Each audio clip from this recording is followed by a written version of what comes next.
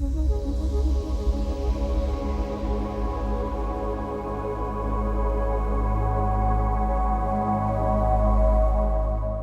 everyone, this is GGWIM Professionals panel, DEI from Game Genres to Work Environments. My name is Kelsey Kaufman. I am the president, CEO, and co-founder of GGWIM Professionals, and today I'll be moderating this panel.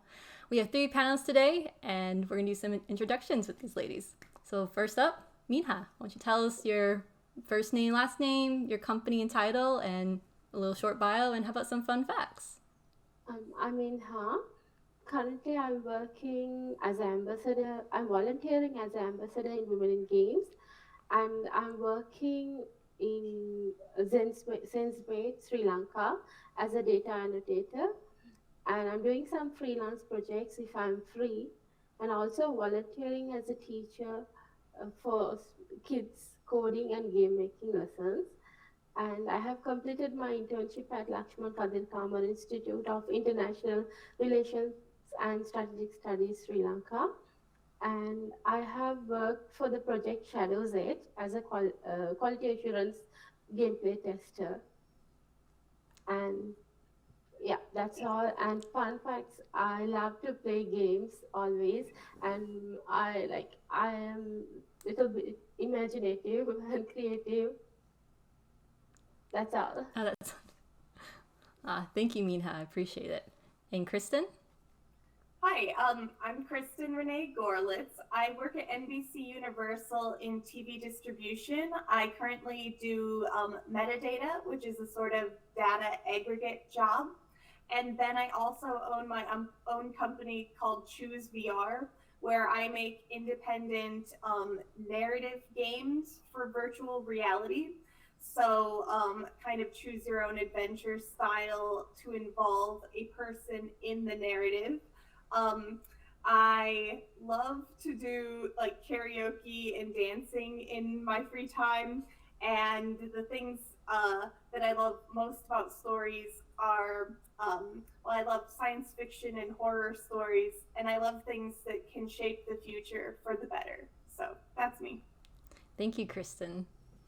And Yitong? Of course. Hi, I'm Yitong Hu. I'm currently a technical game designer at Assault.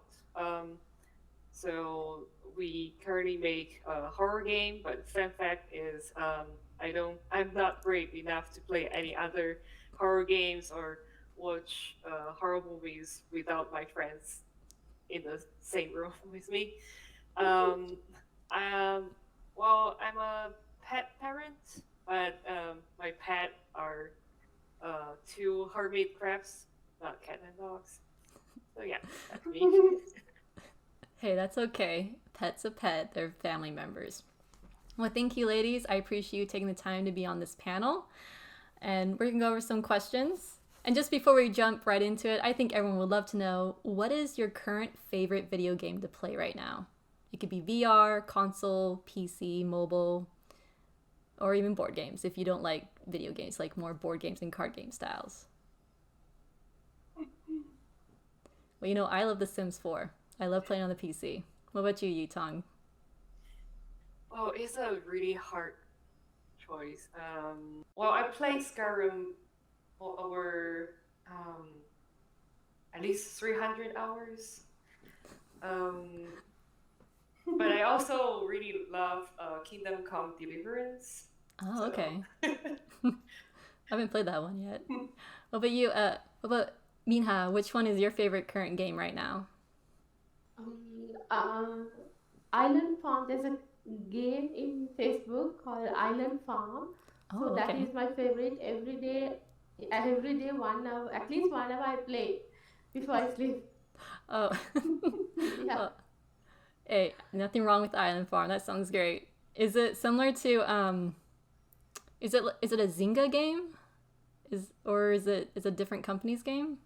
Like Farmville. I guess that's what I'm trying to think of. Is it like Farmville? It's a game. I think it's based on a lot of like a farm game. And there are a lot of stages, and especially like they have like bakeries inside that game. and different role plays involved, and also it has a jumping part, adventure, I everything like is that. mixed in that game.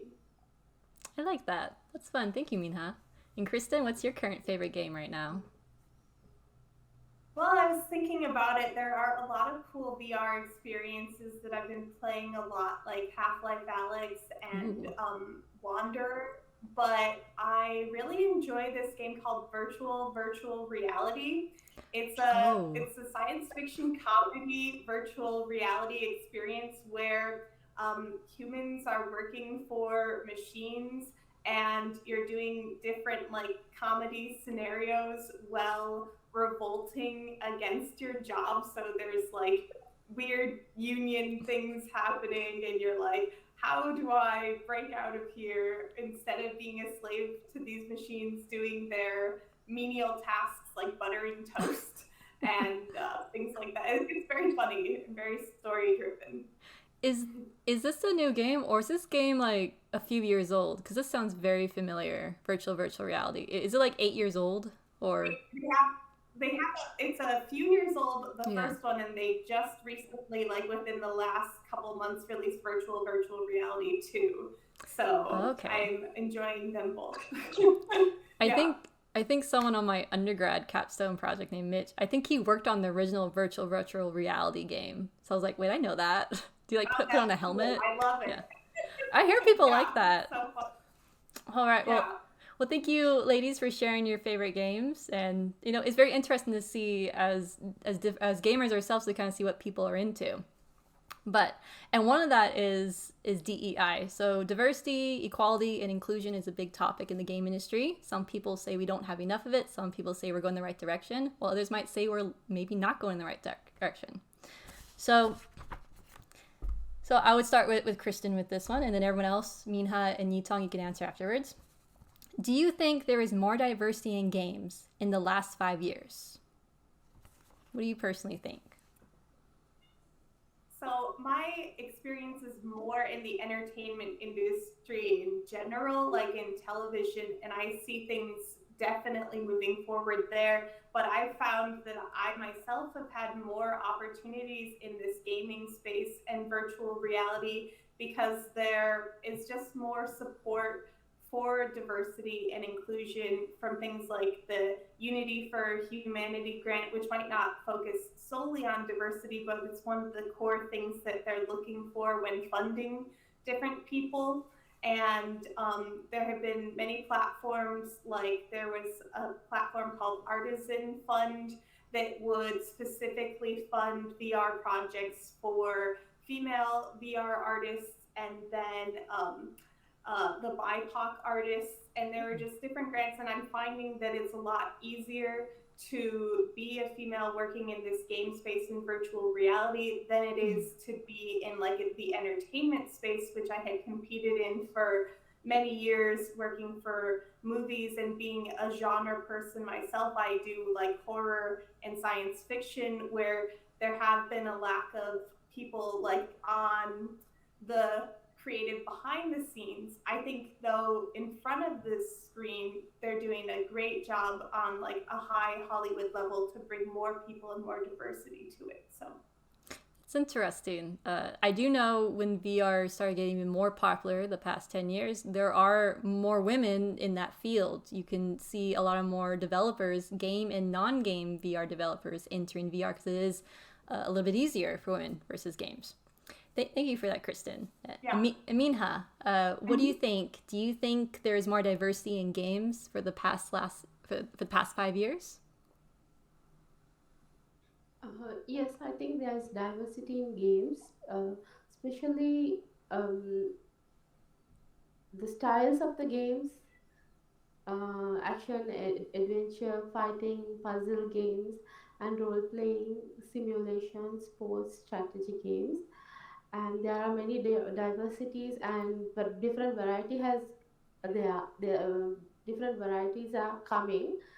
So and like if we take about gender and like for chances for other like based on sexual orientation and uh, different ethnicities. Like there are, but we have to improve more. Yes. Yes. Yeah, There so are. when you give funding, especially fundings, and online working and workshops, yeah, those things, and especially when we take the characters of the games, the male characters and the Yeah. female characters, I think major part will be the male, white, and there will be less females characters in game. So and that less the main part for that. The main part, main characters in female characters are less compared with male. Yes. So normally there are not as many female characters. There are more female characters coming out more, or they have video games like Assassin's Creed. You can now choose to be a woman in some of them. Mass Effect series allows you to be a woman or a man. And it's interesting you brought up sexual orientation, Minha, because there are more games trying to do that, but some say there's not enough diversity in there. Do you think we need to bring more sexual orientation in diversity? Do you think we're still kind of lacking in that area with our video games today? Yeah, because there is today we have LGBTQ, and Mm-hmm. I think for everyone they have to get a chance to be in game industry, and I think there should be fairness among, Yes. and I think everyone has their own right to select their according to their sexual orientation. So I think they also transgenders and other people, minority people, so they have to get chance to be in game industry. Yes, I do agree. We need to give people chances. And just for everyone Yeah. knows here, all of our panelists are in different time zones. So if there's any lag on response, it's because they're in either different countries or different time zones in the US. I just want the audience to know that. Yitong, back to you, Yitong. So, same question. Do you think there's more diversity in games for the past 5 years? Why or why not? I think so. I mean, I remember before 2017, so that's 5 years ago, when my friends they played a new game and they realized, oh, there's an option that you can be Asian in a AAA game. They usually sounds very excited.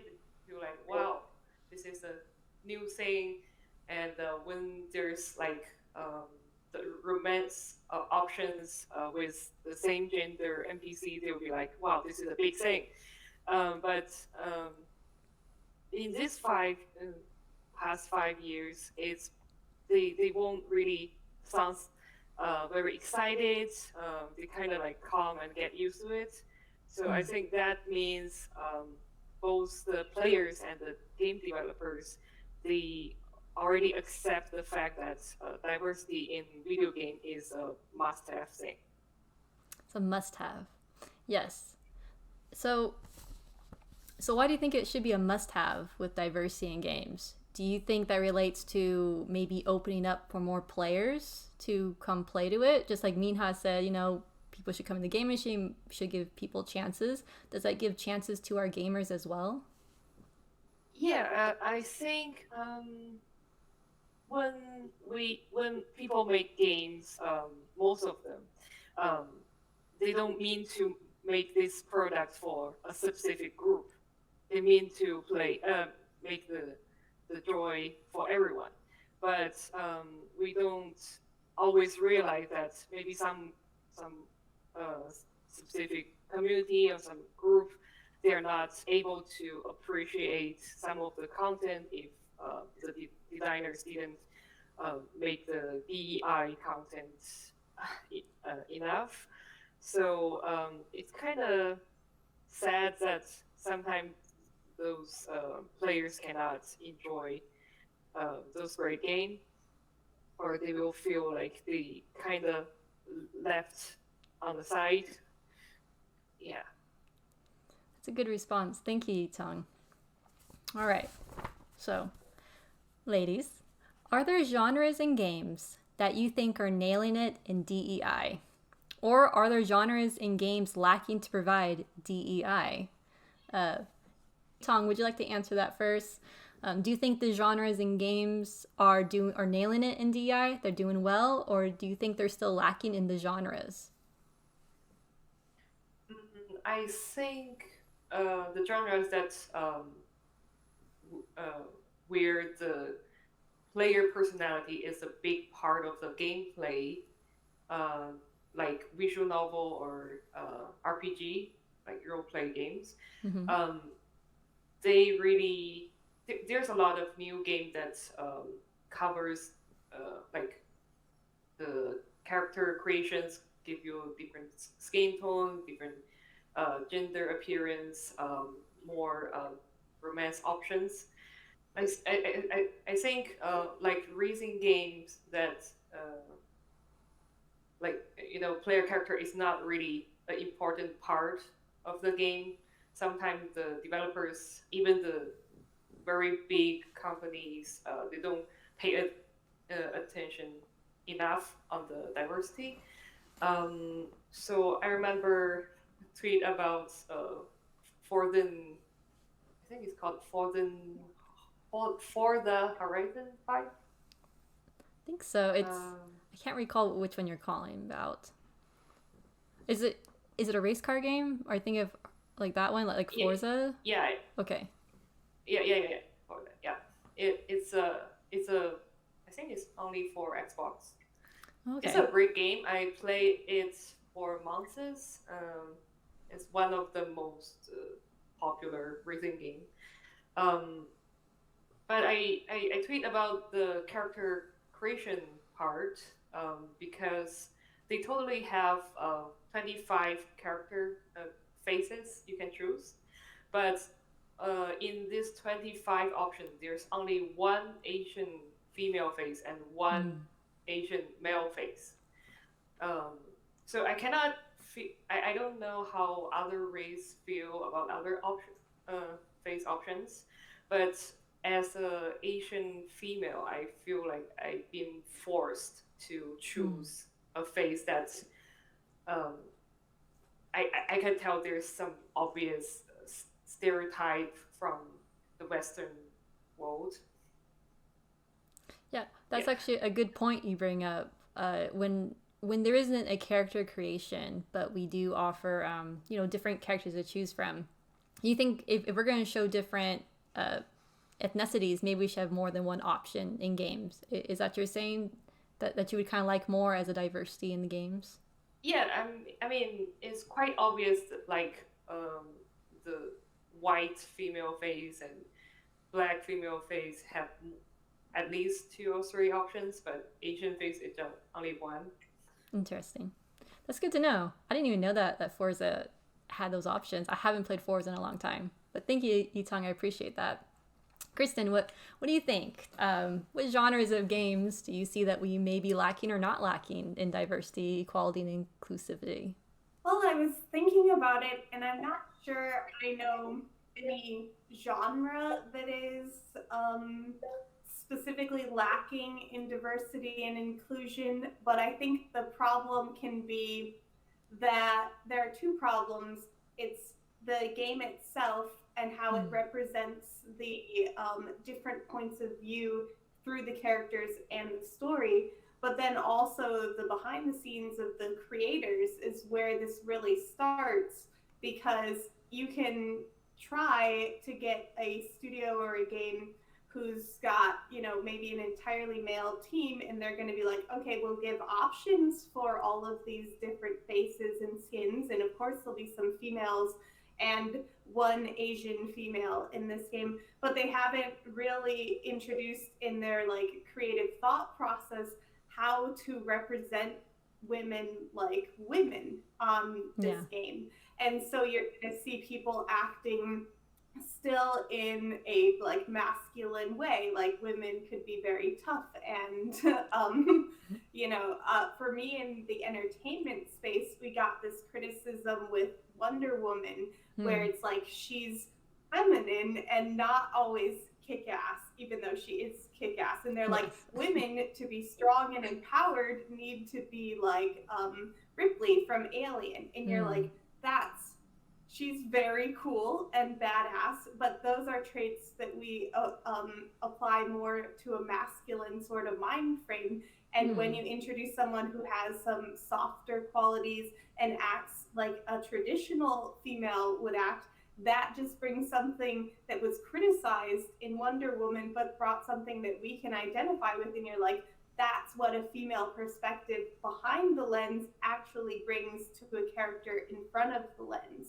So sometimes I feel that the games, even that are doing an okay job like representing diversity by having those options included, didn't have the behind the scenes that got you thinking in a different way of how to like not objectify someone when they're doing something badass. So that to me is not really a genre problem. It is just across the board that it can be very hard to break out of different molds that we have in society on how things are supposed to be, versus if you had someone who could share their own experience and personal life story, you would probably get like a much better representation of women or trans or the LGBTQ community or different races. That's a good point you bring up. I know there are some people that think if you're creating a character in games, they should have game developers or have resources of people that understand the background of that character. So it's very interesting to hear on more of the TV and the film industry have a similar problem that game industry has too with character creation. And there are some games, as you notice, like, oh, they really understood this because they really did their research, versus those that might take a more stereotypical type. So I really appreciate you bringing that up, Kristen. Minha. So, what kind of genres do you think? I would like to say, the thing is, there are male characters and female characters in games. So I'm just talking about the game called It Girl. There was a game, I think I have played that game when I was schooling. So when we see that, there will be white men, many white men, and girls, the female characters will be black girls. So other ethnicity is not there. So, and also the the female character, it is they are using only for the sexual attraction at a sexy role. So they don't like build a female character intelligent role. So when you see a lot of games, it will be like girl is just for sexual needs. Like she comes and she opens up like flirting and all that. If you play that It Girl game, you will understand. So I think women also should be respected in their own way. Like they should not think like women is only for sex.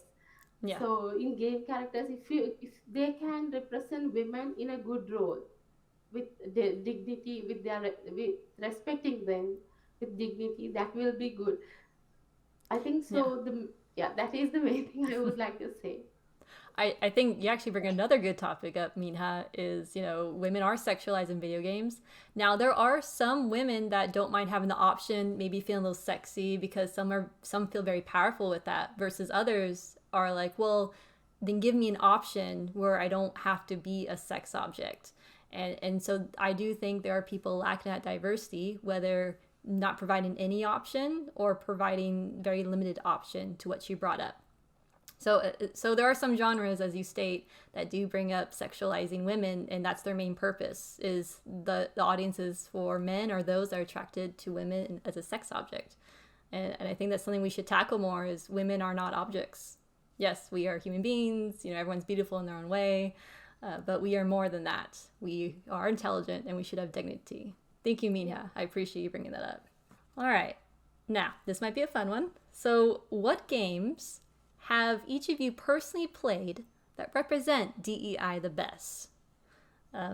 Yitong, let's go ahead and start with you first. So what games have you personally played that you think represents DEI the best? It could be a new game to any game in your own lifetime. I think Dragon Age series did a great job on this one.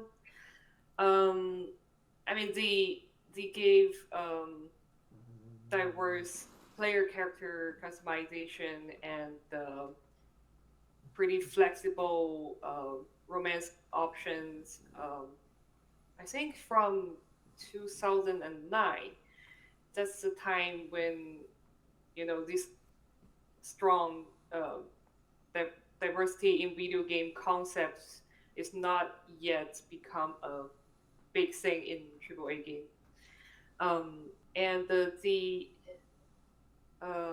I really like it's not like they give you these couple options and give you some very short mini game that you can date an NPC and that's it. It's like at least we have that. They actually change a little bit in their set quest with certain NPCs. Like if you interact with these I don't know, this guy or girl that they came from the same race, they actually talk in a different tone, like, oh, we are the same family or something like that. So you can really feel that your choice actually makes sense, and it can change the experience you have in this role-playing game. Yeah, thank you. I think Dragon Age series is a good example for DEI. I love the second one. Well, I like the first one more, the Origins, but the second one had some very good moments with some of their characters. Thank you, Yitong. I appreciate it.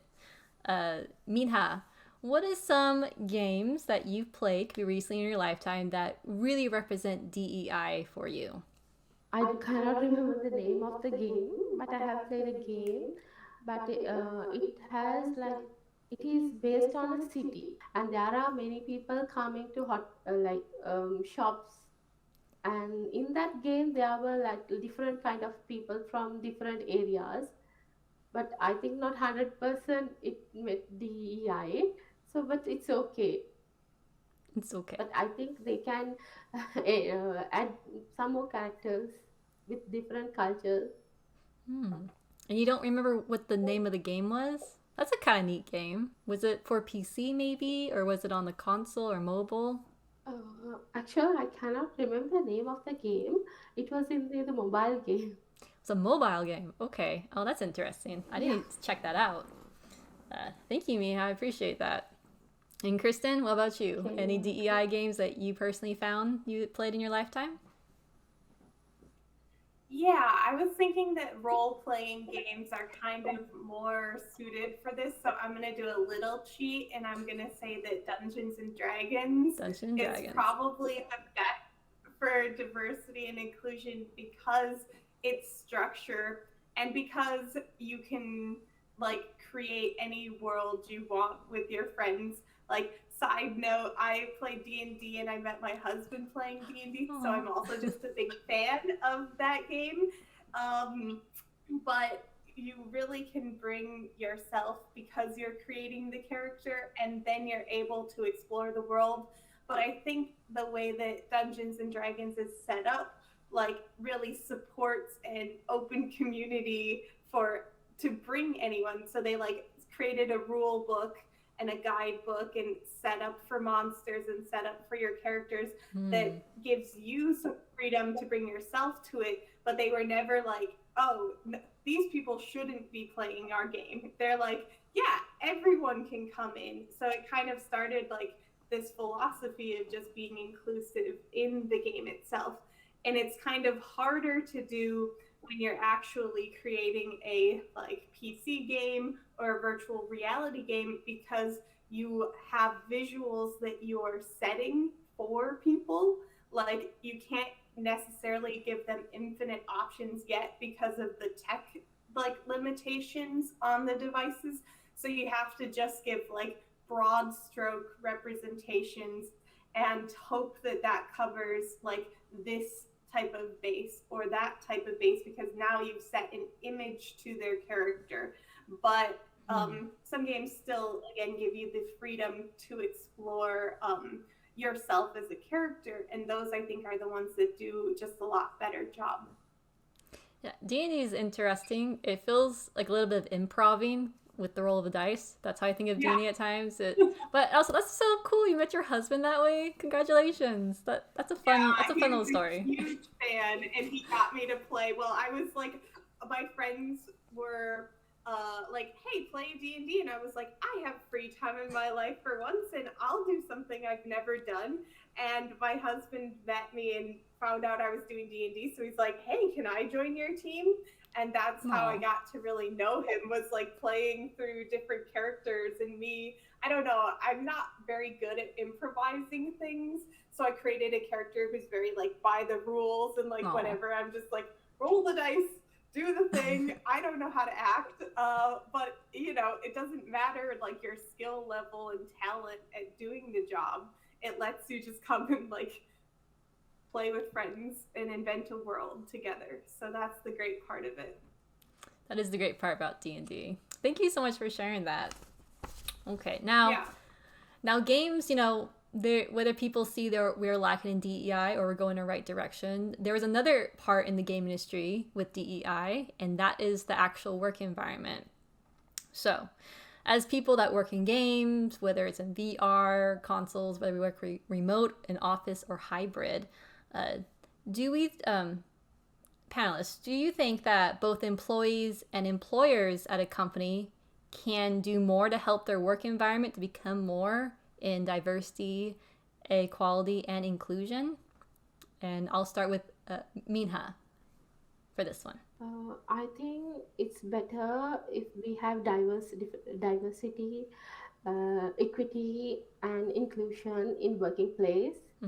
Especially, so if we have a good, we have that, it helps us to improve the environment, and there will be like more people get friendly, and there will be a good team and good understanding among them, and different ethnicity and different cultures. We'll also get to know about others, and will be that if we treat everyone in equal way, like different sexual orientation people, and also like different ethnicity, race, and gender, and if we treat everyone in a good way, in equal way, so they will automatically become friends, and they will help us to improve our company.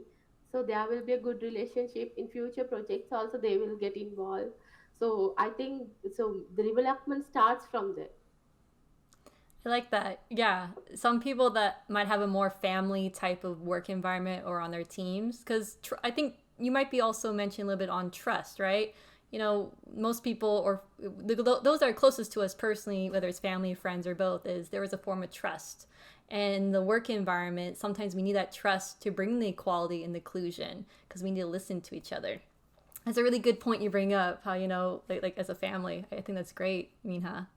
Yitong, what do you think? Do you think, what can both employees and employers in the game industry do to help with DEI in the work environment? Well, let's start from the employee side. I have a not really personal story, but this is from someone I know. Of course. So one of my game design lecturer, he worked on one of the most famous daily life simulation game at the beginning of this century. So when he joined this team, and everyone's great, everyone's trying to be as diverse as they can, but because the majority of the game developer team is white male, I mean today still is,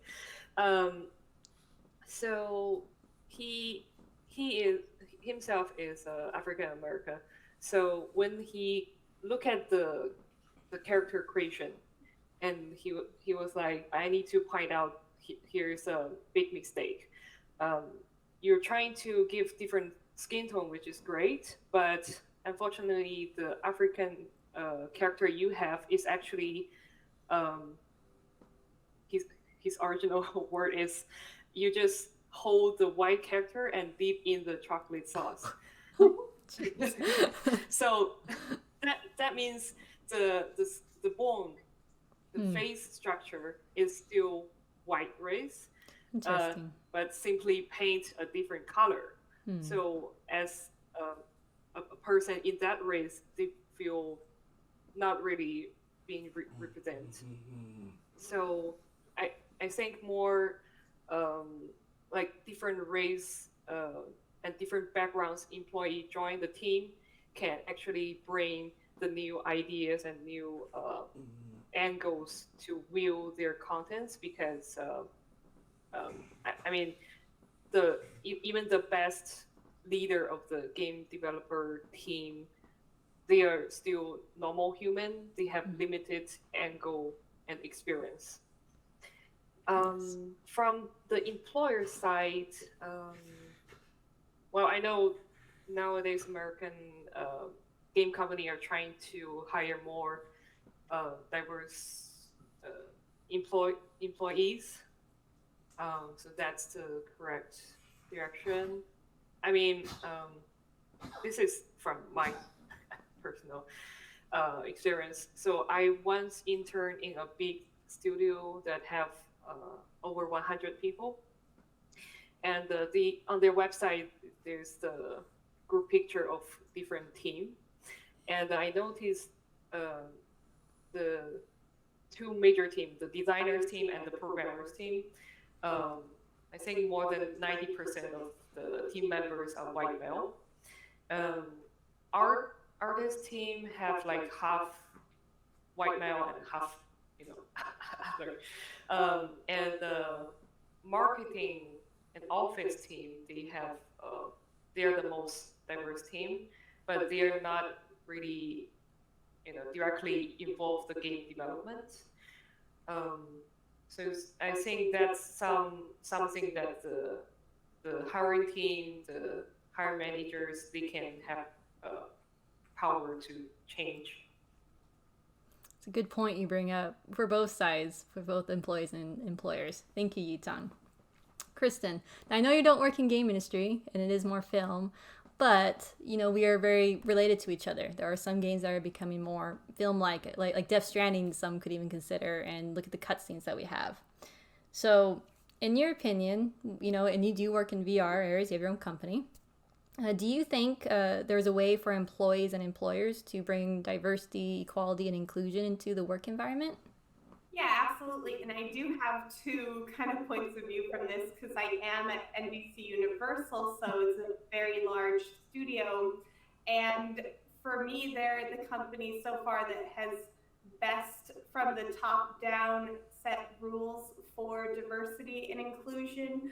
I'm on a very diverse team in TV distribution. Our entire floor has people from all different backgrounds and different ages as well. So just looking around, you're like, we definitely got the diverse workplace, but they're always working on it from, again, a top-down level by like posting signs in the break room that say, you're welcome to be whoever you want to be. Like, we will not discriminate against you for any reason, like your sexuality, however you want to identify, your race, or anything like that. So they give messaging very clearly, and then they also provide like classes to first understand yourself and like what you feel is your best place to represent who you are, and then how to kind of communicate with your other team based on their like inclusion analysis. So they even like offer classes like monthly, and they're like, let's continue to try to understand the culture and how we can bring our own perspective to the team in a corporate kind of environment. So I think they're a good example of doing a good job, but of course it depends on different departments. So I can only really talk about the one that I'm in, who has done a very good job at like hiring people and getting different ideas across the board there, and then being open to listening to ideas. But then for myself, I have my independent company, and this is more game related because I try to find a way to blend storytelling and games to work for a virtual reality environment. And so it works as a sort of like a film that becomes choose your own adventure. So you get to do this or that. And for me, trying to create the diversity, I have to sometimes step back and say, I'm creating a story and I need to make sure that this is from my own perspective. And I, like my current VR project that's in post-production, I collaborated with one of my good friends who has a disability where he has very brittle bones. And so I wrote this character for him to be the lead role. And then I still need to like check with him when I give him the script and be like, hey, some of these things we're talking about your disability and I don't know like the best way to write that. So how do you feel comfortable? Because I wanted to be like, you have the disability that you actually have. He can play a number of different roles, but in this character, I thought it was most appropriate for him to do that. So I have to get his feedback on that role. And then I have another project in development that is a little harder because it's a bigger scope, where it can't just be like my perspective on dating and then a different character bringing their own opinions to it. This is one that has a much more diverse set of characters. So I know for myself that I don't understand like a Black perspective on this character. So I'll do the best I can writing it, but I then hired a friend to do like some consulting and tell me like, am I just skinning a white character because that's what I'm most familiar with, or can I make it more representative of you? And I don't feel like I can do that on my own. So I think you really have to be conscious of what team members you bring to a role. And if you're trying to step outside of your life experience, then just consult with the community that you're trying to represent, because they're going to be able to show you like, hey, you're kind of misstepping here and it's not really good. You wouldn't have known it because you don't live this life experience, but you need to get in check. So it's tricky, but it comes with just like an awareness of trying to represent people authentically, even when it's not within your own experience. I think you actually bring up a couple of good topics. You bring up disabilities, and I do know the game industry is also trying to bring a little bit more disability to light, because I think when people think about DEI, the first thing, at least what I kind of notice, is people might notice the skin color first. Might be like women versus men. Then it became more like more sexual orientation. And then now I've noticed this year people are bringing up disability. So thank you, Kristen, for bringing it up. You know, that is part of DEI. There's not a lot of relevance to that even in games, and I would say we even lack in that. But I do love how you do explain, you know, even if you're in film and TV, there are things in different sectors in tech and entertainment areas that game industry could adopt. So I actually like that you are consulting with people saying, hey, we have this character, we're doing this, or, you know, is the workplace, is it DEI enough? Do we think it's, you know, equal enough? Are people, is it safe enough? I think those are really reliable qualities the game industry could look at more, especially at the bigger companies. So I appreciate you guys bringing this up. All right, we're going to go into the fun time now, panelists, is the individual questions. And this is where audience, we're going to specifically ask each panelist something specific towards their area in games. And just in case, if you're wondering like why I keep looking down, my dog was making weird sounds. He's a little sick, so I apologize. Hopefully I didn't pick up in the mic. All right, we'll start with Kristen. So, hand dandy paper. Kristen, you are now more involved in the film and TV industry, from what I can tell, by once being the CEO of Strange Worlds Production Studios, and now currently working at NBCUniversal as an assistant manager. However, there is a company you founded called MindWeird, which is a media company focused on pushing the boundaries of storytelling, including working on the hybrid VR TV game, Root. You are a 2021 Oculus Start Fellow, a stereoscopic 3D filmmaker, and a passionate genre storyteller. Through MindWeird and your other works, how have you as a storyteller and creator brought DEI into it? Well, I was touching on that with our first virtual reality project with my my lead actor being having a disability, but again, just writing that with my co-writer, he also has some disabilities that are more invisible.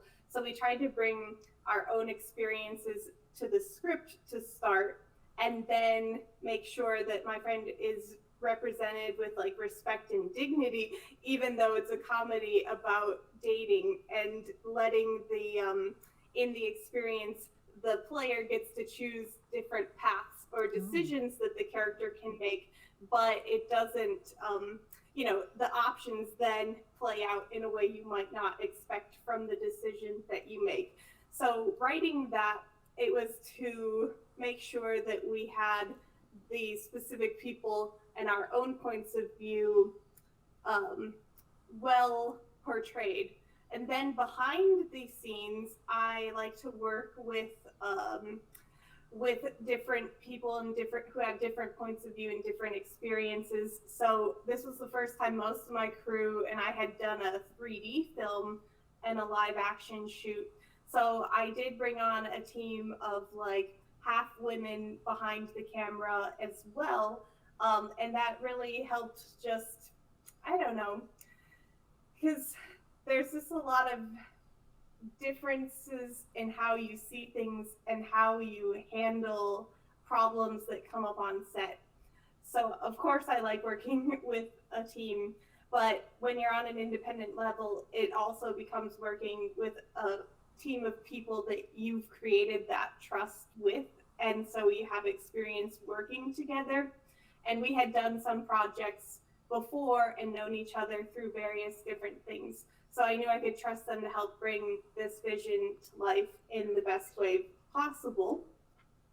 So that's sort of my own experience with this first film, bringing the diversity to the screen with it. And then as we think about, we're getting really close to distribution, we're just putting some final touches on the project, and we're thinking like, oh, for me, I didn't think immediately about closed captioning or anything, but this does play out like a movie in this VR environment. And it just doesn't make sense for me to release it without like a closed captioning option, so that people, I mean, even I watch things with closed captions like daily, just so I can make sure I'm hearing and seeing everything correctly. So it's not for people only with disabilities, but that's something that I feel like I would have completely missed about this project if I hadn't had sessions with my producer talking about like, okay, how are we going to release this project so it'll like best be received in the world? And that comes from having just a good support structure of people that I know I can trust and lean on to point out things that I like have a blind spot to. So I think that's like the real advantage of diversity, is having your blind spots kind of covered by people. And then on a small scale, you get to work with the people you trust. Did that answer the question? I think that was excellent. Thank you. Because again, like we at least I know I personally haven't worked in film and TV, so it's very fascinating to hear, especially as a VR developer with that background, to really describe what is the work environment within the actual application of how you deliver DEI. I think that was wonderful, because it is like checking. You know, that's one of the great things about DEI in the work environment is, you know, I really want to touch spotlights on this. I want to really bring this out, but I don't understand it. You know, can someone please, you know, maybe check this out for me? And I love that. So thank you, Kristen, for bringing that up. Yitong, let's bring up your fancy little individual question. So, Yitong. Yitong, you have quite a game developer journey, from working on indie games, VR games, educational games, attending college to get an MS degree in game development, teaching young students about game development, and now you are currently working at Eyes Out as a technical designer. You even Twitch stream and do game reviews on the side with the username Bug on Desk. Through your game development journey, why is diversity, equality, and inclusion important to you as both a game developer and player? It's a really long question. No. Sorry. Well, I just want to know people know why. Well, I believe video game or all sort of game is meant to bring happy, joy, and fun to everyone's life. So I really want everyone to able to play the game that I made and that I enjoy personally. Um, so I think everyone deserves the chance to appreciate all the creativeness, all the fun, interesting content that people made in this type of digital products. So as a developer, I think I think to pay attention to diversity is a way to attract more people to at least take a look on the video games out there. And also because nowadays video games already become a very powerful media to express cultural information, the values, those what do you call it, soft knowledge kind of thing. So game developers definitely have more power on how to use this kind of content to slightly, slowly change how people see and think about stuff. So I think as a person who made game, I feel it's our responsible to be careful on what we actually trying to tell people and show people.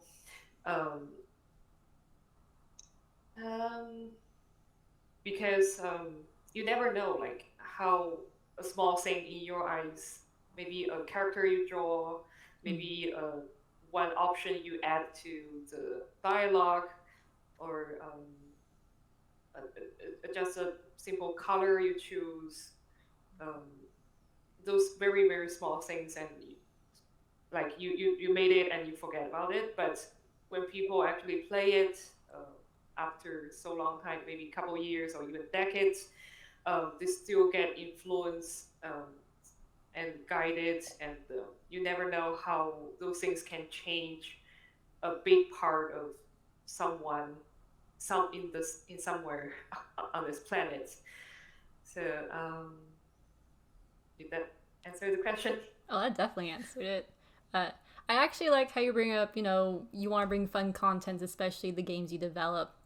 But I think what you really touched on, especially at the end, was how it is the little things in both development and to players that make the biggest impact. Because as a game developer, no matter whether you're in production, to designing, artists, coding, just adding, as you said, maybe adding an extra color here or a little dialogue may not be this biggest thing, but it is a step towards being impactful. And who is impacted the most is the players that play the video games and these games you play. Because to them, they're like, wow, they've actually put my language in there. They put an option in there. Or like, hey, they actually have our flag's colors in here. That's a huge proponent towards DEI, I would say. So I love that you brought up how it is the little touches in game development that as game developers we can offer to make sure our players notice that, hey, we see you and we want to make sure you're seen in our games. So I love that. Thank you, Yitong. All right, Minha. So last individual question of the day or night, depending where you are.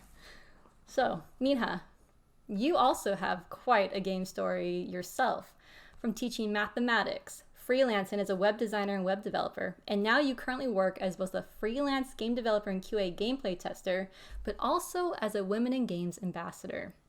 On your tech and game journey, have you personally found differences and or similarities in both the tech and game industry with DEI representation? I have worked for many online projects as a freelancer, a freelance game developer. I have worked with different ethnicity. People come from different background, And I am very happy to work online remote jobs because I meet many people and we get friends, and the next project will be with them and with their friends, and someone will introduce a new one. Like that the network goes on. So it's like, and I got, honestly, I got more opportunity in online working. So I'm really happy and I want to be in this online work. And it's a very nice experience meeting other, like other I have in past year I have for the shadows, if I for example I say shadows as project, it was based on a psychological game.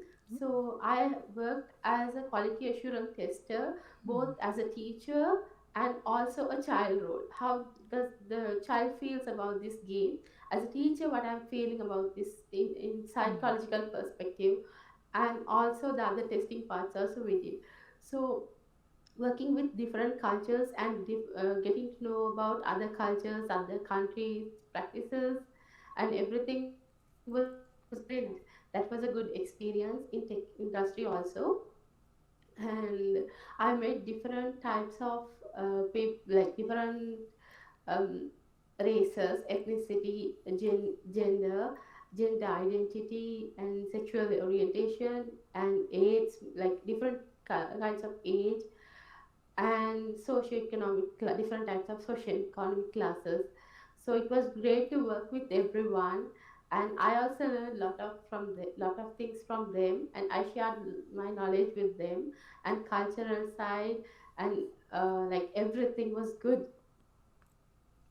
You that's an excellent answer you gave. You actually you touched up on a couple of items. You brought up remote working. You brought up different age groups. You know, because I think majority of us were talking about more adults, maybe even teenage. I don't think we touched on teenagers, but you brought up the psychology game. Brought up children, and that's very fascinating. You know, that is a form of DEI. I would say it's an inclusion of an age group that can be hard to nail, especially if it's a psychological game. I don't know what it was about. What is the name of that game actually that you were testing on? The psychology game. The shadows, I think it is a very popular game, especially Okay. now. School students are using that, and for that testing, it took a long time to do that because I played more than 10 times before giving them the feedback of that. So I work with different classes, like different age groups, especially I am I have like taught for small kids also and for adults. So from their perspective, I saw like how did they feel, and I really love to teach kids. So from their end, how do they feel? And sometimes they feel boring in the between. And as a teacher, how do I feel?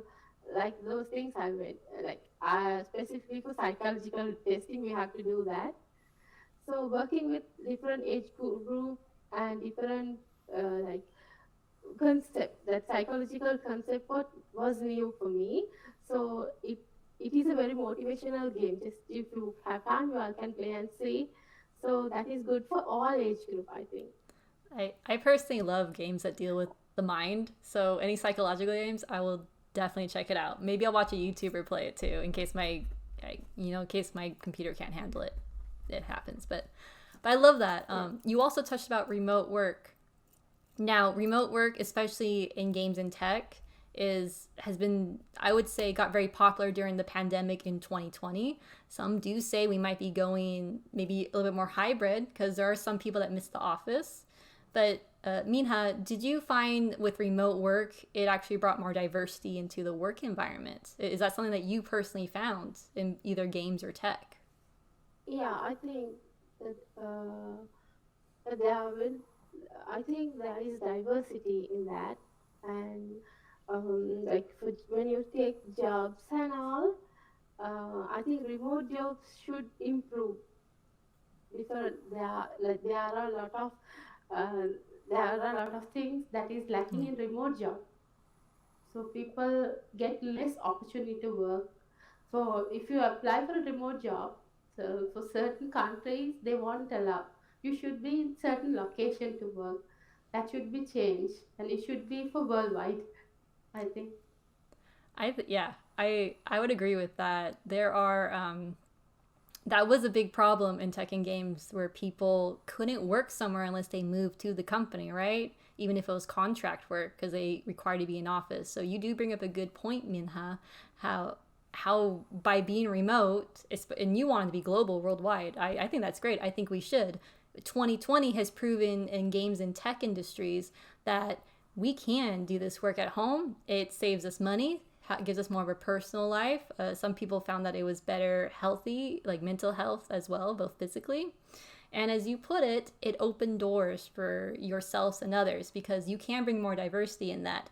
If you're allowed to work remote, now you can work with someone in China, or you can work somewhere in Ireland with a US or someone from Mexico. And I think that's beautiful. That's how we can really bring new cultures into work environment, is if we open the doors for them. So I really appreciate you touched base on that, Minha. All right, panelists, thank you so much for individual questions. And we're going to the final question of the night. If there is one thing you wish to see more in games and or the game industry about representation in diversity, equality, and inclusion, what would it be? And I'll start with Minha with that.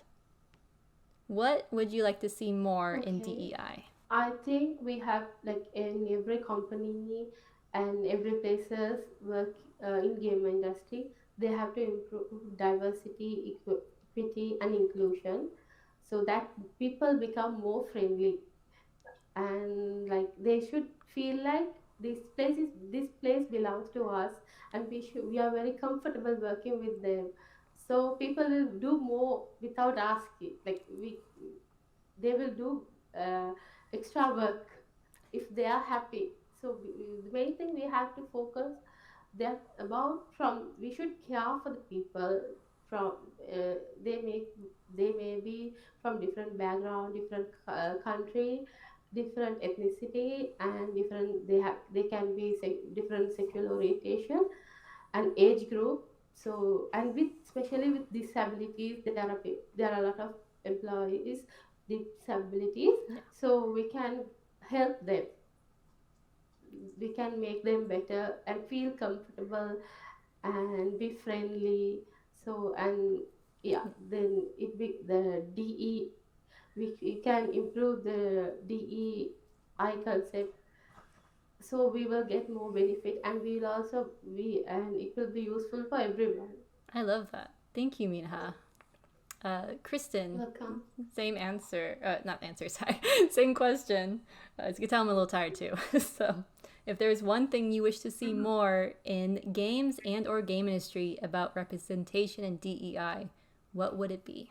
Well, I think that DEI starts with stories and different perspectives. So I really wish there were more opportunities for new voices in both entertainment and the game industry. It's hard because they're both for-profit industries, and that tends to be the first and only idea that gets a story out there, is how much money can this story bring in, and how much of an audience is there, how much is the fan base, does this have an intellectual property that can make me money, because it's already proven. But I think that the biggest challenge is that there is a lack of new ideas coming into the entertainment industry at large. And I think that the best way to get diversity is to diversify the ideas being portrayed. And so you're going to get more diversity if you fund smaller projects and take more risks than if you're going to cast Star Wars with a fully diverse cast, because the idea of Star Wars is remaining the same, and it's from the same seed of George Lucas universe that he invented. And sure, you're trying to expand it by bringing in writers who might have some more diversity and differences of opinions. And of course, it's wonderful to see representation on screen and finally be like, wow, I'm there. But the idea isn't very new. So you're not getting the actual voice of these characters or these people who have stories to tell that are better. So that's what I want. I want more risk taking in the story front. Thank you. That was really eye-opening. Storytelling is a really huge factor in it. So I think that's great to bring up. Yitong, same question as well.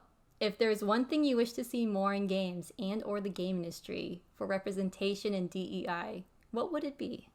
Well, I think right now a lot of games already cover the concept of different gender, different race appearance, and different sexual preference.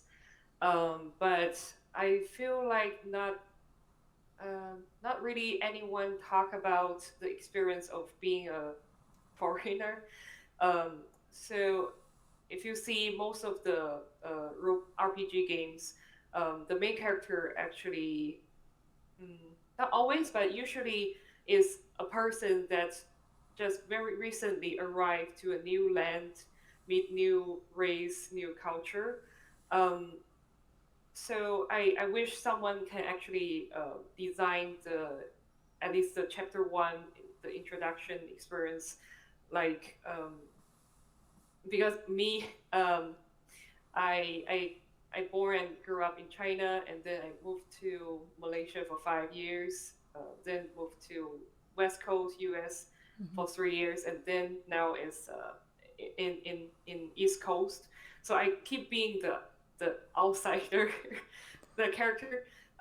So I can feel the difference when I am completely new to this new culture, new environment around the new people, um, and then compared to the personality that I already familiar with, the little world around me. Like during this process, there's the awkward that you don't understand people, your accent, the daily words that they feel like is pretty simple, but for you it's like, oh, I don't really get you, and also like the little mistakes that you make because you just don't know the local people's habits. So yeah, I wish more game content or like films can talk about this kind of experience. Thank you, Yitong. Yeah, you do bring up an interesting point because you are a traveler by heart. Like I've never left the U.S. I would love to, but I haven't gone yet. So it's fascinating to me, game developers that have traveled the world, because you bring up a good point about culture and how you have to kind of learn the area more, whether it's the demographic or the local area, just or the state or country. So I think that's very fascinating. You brought that up. Well, we are at the end of our panelists. We do appreciate you coming to talk, and I hope the audience really appreciates it. And I do love that everyone has touched a little bit more on their personal lives, and you guys brought a lot of good DEI info here. So with Minha bringing up remote work, different age groups, and Christine, you're bringing up how storytelling from disabilities to those of other cultures can be very impactful.